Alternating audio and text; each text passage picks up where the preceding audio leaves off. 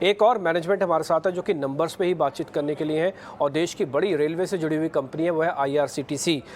33% की बढ़त रही है कंपनी के आय में और मुनाफे में भी अच्छा उछाल देखने को मिल रहा है। कंपनी के CMD रजनी हसीजा जी हमारे साथ जुड़ रहे हैं, उनसे जरा करते हैं बातचीत। बहुत बहुत शुक्रिया मिस्टर हसीजा आपका आज कार्यक्रम में जुड़ने के लिए। मेरा पहला सवाल होगा कि आप जो तीसरी तिमाही में जो टिकटिंग वॉल्यूम है उसमें ग्रोथ कैसे रही है और Q4 में वॉल्यूम ग्रोथ कैसे रहेगी, जरा मेरे को यही बता दीजिए, क्योंकि आपका कोर बिजनेस तो वही है। रजनी जी। देखिए, नतीजे हमारे बहुत अच्छे रहे, इसके लिए धन्यवाद। एंड इसमें टीम का काफी हार्डवर्क इन्वॉल्व है।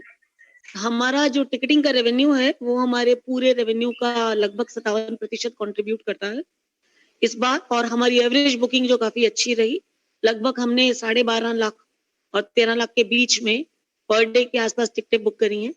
एंड ओवरऑल अगर आप देखा जाए तो जनवरी हमारा बहुत अच्छा नहीं रहा, बिकॉज ओमिक्रॉन का इम्पैक्ट सब सेगमेंट पर देखा गया, जहाँ की ट्रेनों में फुटफॉल भी गिरा और बुकिंग में भी हमारी बुकिंग जो 12.5 और 13 के बीच में चल रही थी, लाख के बीच में चल रही थी, वो घटकर 11.5 लाख के आसपास आ गई थी। इसका इम्पैक्ट ओमिक्रॉन का जो है वो तो अगले क्वार्टर में ही दिखेगा, बट जहां तक जो दिसंबर तक की तिमाही है उसमें हमने अगर हम 9 महीने का डाटा लें तो भी हमने बहुत अच्छा किया है, और अगर हम कॉन्जिक्यूटिव क्वार्टर लें तो भी अच्छा है, और प्रीवियस क्वार्टर और अगर हम quarter for the comparative year लें तो भी हमारे रिजल्ट्स जो हैं काफी कंपैरेटिवली अच्छे रहे।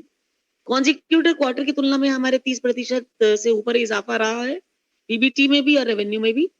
और अगर हम 9 मंथ्स का लेते हैं तो हमने इस बार जो है ओवरऑल हमारा रेवेन्यू जो रहा है वो 1235 करोड़ रहा है, और हमारा प्रॉफिट जो है वो 449 करोड़ के आसपास रहा, जो कि रेवेन्यू में हमारा 167% का ग्रोथ रहा, और पीबीटी में हमारे प्रीवियस ईयर से कंपेयर करते हैं तो काफी अच्छा ग्रोथ रहा। आगे जो हम लुक देख रहे हैं, अब जनवरी के बाद, फरवरी के बाद, मिडिल ऑफ द फरवरी के बाद ओमिक्रॉन के केसेस डिक्रीज हो रहे हैं। अगेन जो है फुटफॉल ट्रेनों में बढ़ रहा है, हमारी बुकिंग फिर से ट्रैक पर आ गई है, टूरिज्म में हमारी ट्रेनें फिर से चलने लग गई हैं, जो कि जनवरी में काफी भारी सेटबैक था, बिकॉज हमारे सारे टूर पैकेजेस जनवरी और फरवरी के लिए फुल बुक्ड थे।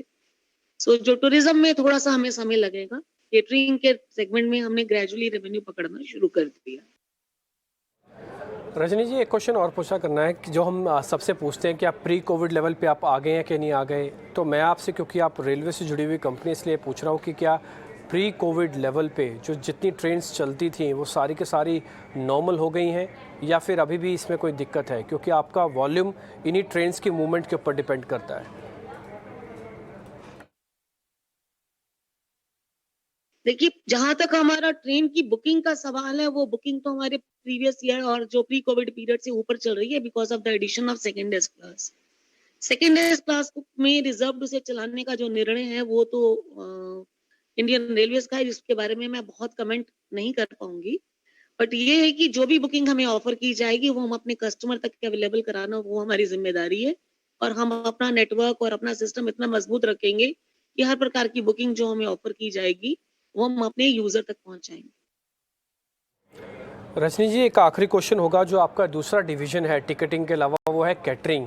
तो इस कैटरिंग डिवीजन में जो लाइसेंस फीस है उसका कितना बेनिफिट आपके बुक्स में आना शुरू होगा और ये कितना बड़ा होगा? देखिए, आपको इसी क्वार्टर के रिजल्ट से थोड़ा सा इंडिकेशन हो गया होगा कि पिछले क्वार्टर में हमारा केटरिंग जो था वो नेगेटिव में था, लेकिन इस क्वार्टर में हमारा केटरिंग जो है वो पॉजिटिव में आ गया है, और उसका रेवेन्यू में कंट्रीब्यूशन जो है लगभग 20% के आसपास हो गया। केटरिंग में जब हमने स्टार्ट किया कुक्ड फूड, तो हम लगभग 27 नवंबर को हमने पहली ट्रेन जो थी वो कुक्ड फूड में स्टार्ट करी थी, और पहले हम 417 गाड़ियों में, हम पेंट्री कार जिनमें थी उनमें हम कॉन्ट्रैक्ट सर्विस दिया करते थे। लेकिन अभी ये गाड़ियों की संख्या जो 417 से बढ़कर 441 हो गई है।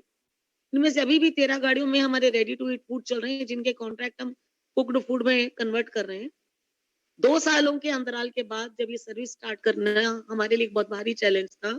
सब सर्विस प्रोवाइडर को लाइन पर लाना, उन्हें फैसिलिटेट करना, बिकॉज इंडस्ट्री में थोड़ा फंड क्राइसिस भी चल रहा था इस इंडस्ट्रीज में, क्योंकि 2 साल तक लोगों के पास काम नहीं था।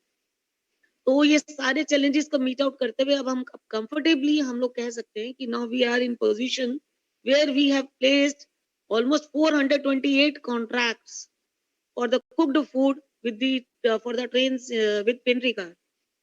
इसके अलावा कल परसों से हमारे जो टेंडर हैं वो ट्रेन साइड वेंडिंग के वो स्टार्ट हो गए। ये लगभग हमारे पास 737 सेक्शंस के लिए हम करने जा रहे हैं, तो ये हमारे जो अर्निंग है उसमें और इजाफा ही करेगा। और जहां तक लाइसेंस फी की बात है, लाइसेंस फी जब हमने स्टार्ट किया तो वो इंक्रीज टैरिफ पर ही आई है, और जब हमने काम शुरू किया तो राजधानी शताब्दी का जो टैरिफ है वो ऑलरेडी इंक्रीज था, तो उसका एक्चुअल इम्पैक्ट आएगा असेसमेंट के बाद, जो कि नॉर्मली एक पीक पीरियड में होती है और एक आपकी लीन पीरियड में होती है। हमारा लीन पीरियड स्लेटेड था जनवरी के लिए, जनवरी में वो असेसमेंट नहीं हो पाई बिकॉज ऑफ द कोविड, लेकिन अब मार्च में जो होली का पीरियड है उस पीक पीरियड में हम लोग अपना असेसमेंट का कार्यक्रम स्टार्ट करने वाले हैं। उसका एक्चुअल इम्पैक्ट जो होगा, जो मेरी जहां तक मैं अनुमान लगा रही हूँ और जितना हमारा काम चल रहा है, एक्चुअली मार्च एंड से उसका इम्पैक्ट आना शुरू होगा इंक्रीज लाइसेंस फी का। बट जहां तक बिडिंग का सवाल है, बहुत अच्छी कॉम्पिटिटिव बिडिंग आ रही है, लोग बहुत अच्छी बिडिंग कर रहे हैं, जिसका गेन जो है भारतीय रेल और IRCTC दोनों को है इन टर्म्स ऑफ लाइसेंस फी। रजनी जी बहुत बहुत शुक्रिया, थैंक यू वेरी मच। अच्छा लगा आपसे बातचीत करके, और हमारी भी वेल विशेस आपके साथ ही हैं कि आपकी कंपनी अच्छे से ग्रो करे। बहुत बहुत शुक्रिया, थैंक यू वेरी मच आज ET न्यूज़ स्वदेश को समय देने के लिए, बहुत बहुत शुक्रिया। खैर आगे बढ़ते हैं। आज हमको हमारे साथ चंदन तापड़िया जो आप ये बता रहे थे कि निफ्टी